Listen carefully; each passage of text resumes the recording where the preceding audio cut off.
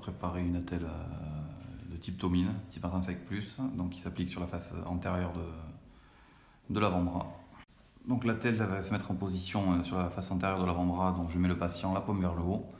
Là j'ai mesuré la taille de sa paume et je choisis la bande de résine et de jersey de taille en conséquence.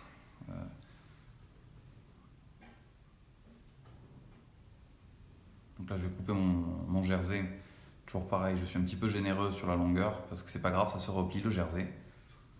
Donc à peu près on va dire du creux du coude et qui dépasse des doigts, comme ça on est sûr d'en avoir assez. Et je le retrousse comme une paire de collants que je me mets autour du bras et ça me servira à la fin. Donc là, la ouate que j'ai sélectionnée précédemment, je prends mes mesures sur le bras du patient, je m'apprête à faire 2 ou 3 épaisseurs. Voilà, toujours pareil, du creux du coude au bout des doigts, on est toujours un petit peu plus généreux. Là je fais mes 3 épaisseurs et ça se déchire très facilement, il n'y a pas besoin de ciseaux. Je le réserve de côté, ça va me servir de gabarit pour la résine. Donc là je prends une paire de gants, avant d'utiliser la résine, toujours utiliser des gants, parce que sinon ça colle énormément aux doigts et c'est très désagréable. Donc j'ouvre ma bande de résine. Donc là en l'occurrence c'est une taille 3, très souvent celle-là que vous allez utiliser.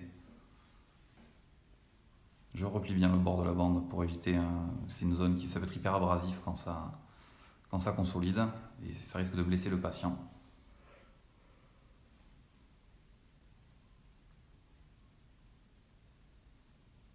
Ouais, là je fais plusieurs épaisseurs en essayant d'être le plus rigoureux possible pour qu'il y ait un bon recouvrement des bords des deux côtés. 6 à 8 épaisseurs, si c'est 9 c'est pas très grave, mais sinon on peut couper la bande. Donc là je fais plusieurs épaisseurs, on voit que sur la longueur je me base en fait sur la longueur de ma bande de ouate.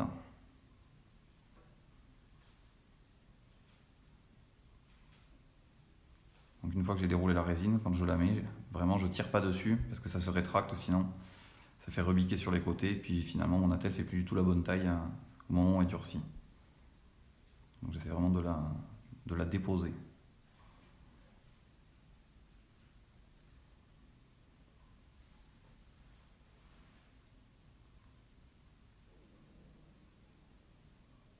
Donc là le bout pareil, ça peut être hyper abrasif, on fait attention de ne pas le laisser sur une extrémité.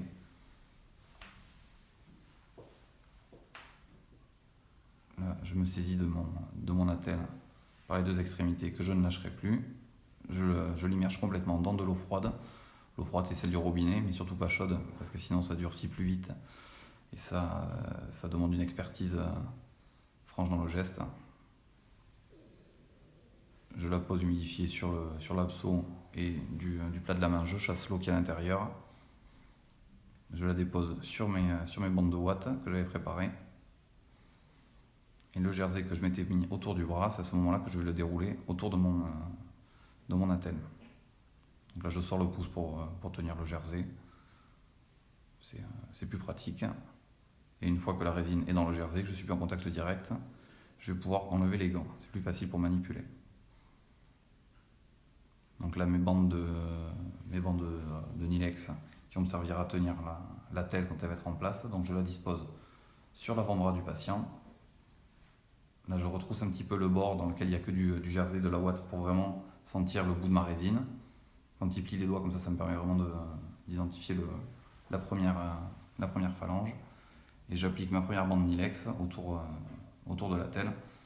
Pas de manière assez rapide, c'est surtout pour éviter que que ça glisse le temps que ça sèche. Parce qu'après il va falloir le mouler sur le patient. Là je déroule, en fait je me rends compte que j'ai mis l'attelle dans le mauvais sens, j'avais mis le coton vers le plafond au lieu de le mettre vers le côté patient. Donc c'est pas très grave, comme j'utilisais de l'eau froide, j'ai encore le temps avant que ça sèche. Donc j'ai simplement retourné mon attelle que j'ai remise en place avec le coton du bon côté cette fois-ci. Et donc là je remets ma bande de Nilex. Donc pas très... le but c'est pas que ce soit esthétique, c'est juste que ça tienne l'attelle pour pas qu'elle bouge. Donc je passe au niveau du pouce dans la première commissure.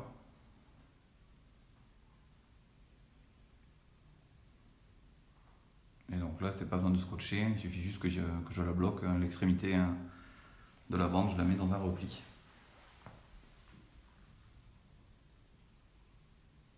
Donc là, une fois qu'on voit que je peux mobiliser un petit peu le patient, l'attelle ne glisse pas. Et là, l'idée, ça va être de la mouler dans la bonne position. Là, on voit que dans la main, j'ai été un petit peu long au niveau du coude. Ça risque de s'enfoncer dans le creux du coude. Donc je retourne un petit peu la base de mon attelle pour pas que le patient se blesse. Et donc là, je vais immobiliser, je vais mouler l'attelle sur le patient en la tenant à deux mains. Ça me permet de mettre le poignet en flexion dorsale d'à peu près 30 degrés. Et en mettant mes doigts sur les doigts du patient, ça me permet de fléchir ces métacarpophalangiennes à 90 degrés. C'est ça qu'on appelle la position intrinsèque plus. Et donc là, je sens l'attelle qui chauffe un petit peu et qui commence à durcir sous mes doigts. Donc j'applique bien avec le pouce, je moule bien l'intérieur de la main du patient pour que ce soit le plus près possible du corps.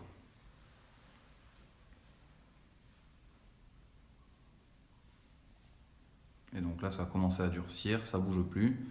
Le patient, il peut tenir son bras tout seul le temps que j'attrape une bande et que je commence à dérouler de manière un petit peu plus jolie pour les bandes de Nilex. Donc on fait bien le tour du pouce. Il n'y a aucun intérêt à bloquer le pouce, hein. Vraiment, si on le contourne. Là, je libère le petit kiki que j'ai mis tout à l'heure pour bloquer la bande, pour éviter que ça fasse un gros repli. C'est pas très grave, c'est juste pas esthétique. Et je remonte jusqu'en haut de mon attelle. Et là, on voit bien à ce moment précis que vraiment elle remonte un petit peu trop haut dans le coude. Donc j'ai bien fait de la retrousser. Et voilà, donc là je demande, c'est bien, comme le patient il a sa main gauche qui est libre, le temps que j'attrape une nouvelle bande, je peux lui demander de tenir la bande. Ça permet au patient de sentir, ça l'implique dans le geste. Et puis moi ça me simplifie considérablement la vie, étant donné qu'il peut m'aider, ça m'évite d'avoir à demander d'être à deux juste pour ça. Donc là j'applique la troisième bande Nilex.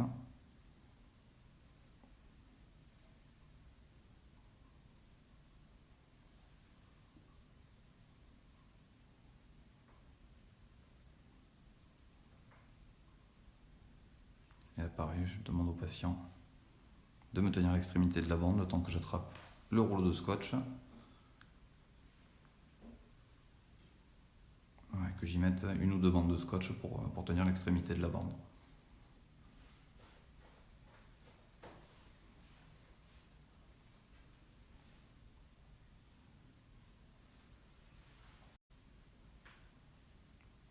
Donc là, c'est pas évident au travers des bandes de le deviner.